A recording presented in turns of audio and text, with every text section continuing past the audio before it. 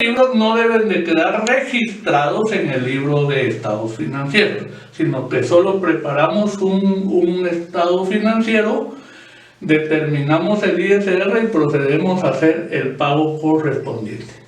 ¿Y por qué solo tres cierres parciales van a haber? Porque el cuarto sería de octubre a diciembre.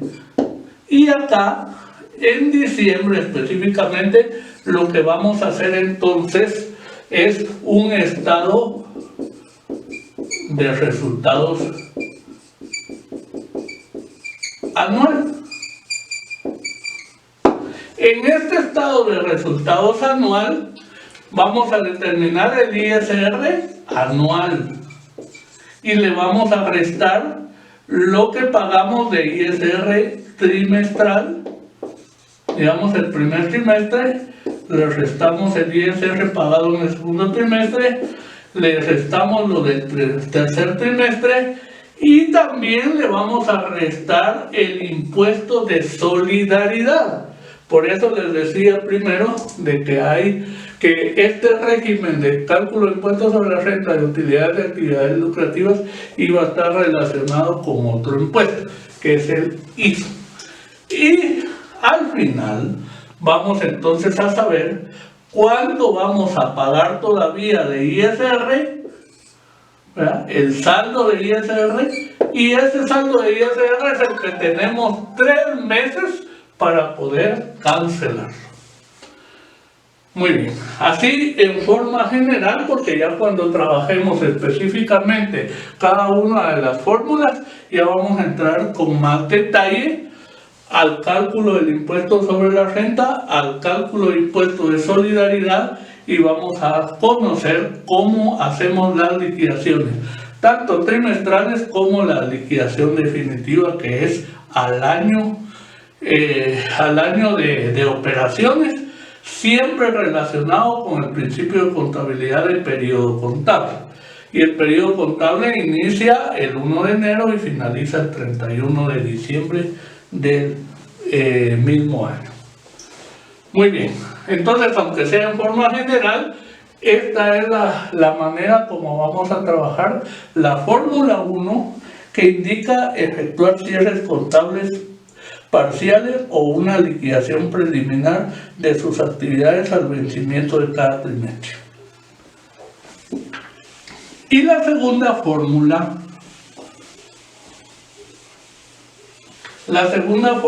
habla también en el artículo 38 y dice: sobre la base de una renta imponible estimada en 8% del total de las rentas brutas obtenidas por actividades que tributan por este régimen en el trimestre respectivo, excluidas las rentas exentas. Muy bien, ¿cómo funciona entonces la fórmula número 2? La fórmula número 2 la vamos a tomar de la siguiente manera. El primer trimestre, que va a ser de enero a marzo, lo que vamos a incluir es la renta bruta. A esto le vamos a restar las rentas exentas. Y la diferencia va a ser la renta imponible, sobre la cual vamos a multiplicarle el 8% para que nos dé una utilidad estimada. Y a esta utilidad estimada le vamos a sacar el 25%, que es la tasa impositiva del impuesto sobre la renta en este régimen, ¿sí? Y ya el resultado de la utilidad estimada por el 25% nos va a dar el ISR trimestral. Muy bien. Entonces, de acuerdo a la ley, después de finalizado el trimestre, tenemos, o el contribuyente tiene, un mes calendario para poder hacer efectivo el pago del impuesto. El primer trimestre va a ser de enero a marzo y vamos a pagar el impuesto determinado de esta manera en el mes de abril. El segundo trimestre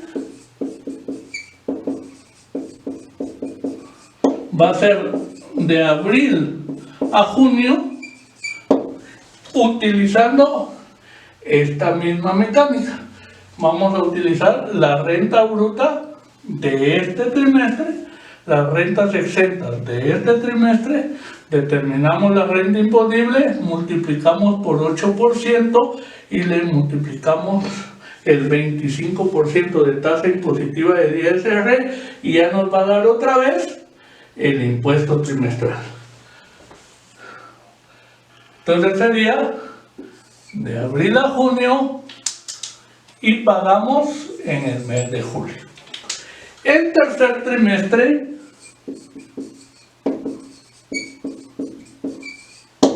va a ser de julio a septiembre y utilizamos la misma metodología.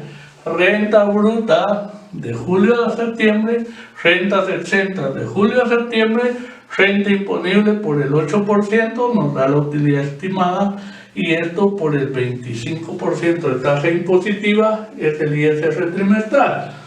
Ese sería de julio a septiembre y lo vamos a pagar en octubre. Y de la misma manera solo hay 3 pagos trimestrales. El cuarto pago va a ser el ISR anual y le vamos a restar el ISR trimestral 1, el ISR trimestral 2, el ISR trimestral 3, el ISO, y si hay una diferencia todavía para pagar de impuesto, saldo, el contribuyente tiene 3 meses para poder pagar este saldo. Tiene enero, desde el 1 de enero hasta el 31 de marzo de el siguiente año. Esa es la mecánica entonces que vamos a utilizar para calcular impuestos sobre la renta trimestral, utilizando la fórmula 1 o la fórmula 2. La ley también indica que en un ejercicio contable, si un contribuyente está bajo la modalidad de la fórmula número 1, tiene ese ejercicio contable que seguir calculando el ISR 1, 2 y 3.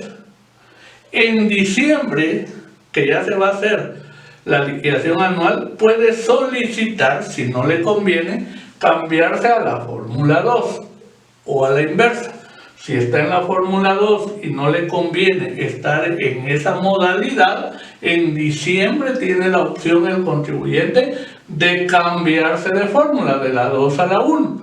Y el siguiente ejercicio contable entonces ya aplica la fórmula que solicitó autorización a la administración tributaria y la administración tributaria se la autorizó.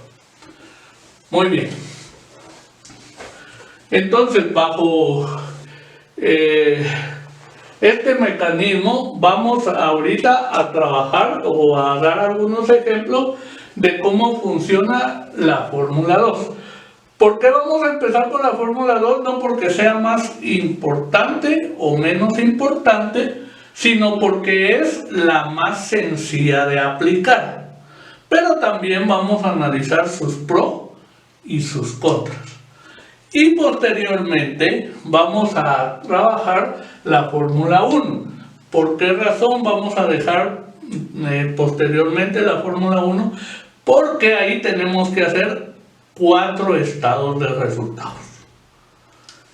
El del primer trimestre, el del segundo cálculo que es de enero a junio y el tercero que es de enero a septiembre y el cierre contable.